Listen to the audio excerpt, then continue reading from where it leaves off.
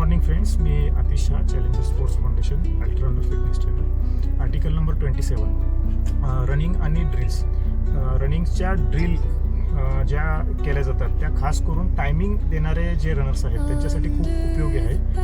खास करून जे पोलीस भरती, आर्मी भरतीसाठी प्रॅक्टिस करतात आणि जे मॅरेथॉनर आहेत ज्यांना टाईम देखील चांगला द्यायचा आहे यांच्यासाठी खूप उपयोगी आहे. साधारण आठवड्यातून एकदा किंवा 2 आठवड्यातून एकदा रनिंगचे ड्रिल्स ह्या केल्याच पाहिजेत. 50 मीटर साधारण पुढे आणि गो अँड बॅक ह्या स्टेजमध्ये बरेचसे यूट्यूबला व्हिडिओ आहेत जे तुम्ही कॉपी करून पाहून करू शकता.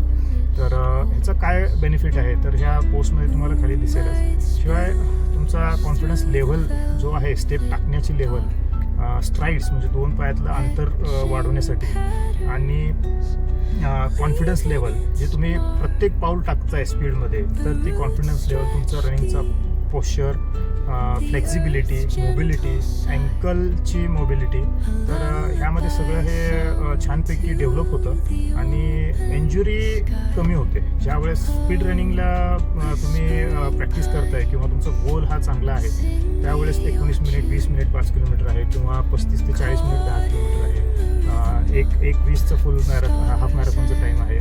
अशी जर प्रॅक्टिस असेल तर हे नक्की करा. त्याच्याने खूप छान रिझल्ट तुम्हाला मिळतील. धन्यवाद.